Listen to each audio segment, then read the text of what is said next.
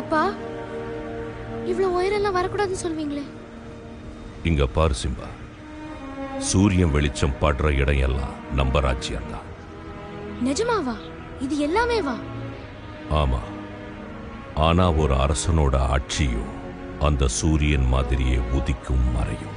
ஒரு நாள் சிம்பா, என்னோட ஆட்சியில மறையிற இதே சூரியன் புது அரசனான உன்னோட ஆட்சியில உதயமாகும்.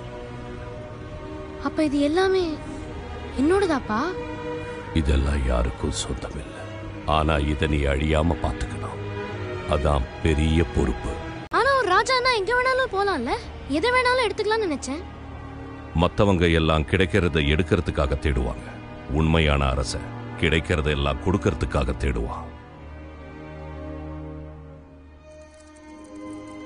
இங்க நீ பாக்குற எல்லாமே இயற்கையோட படைப்புல சமமாதான் படைக்கப்பட்டிருக்கு.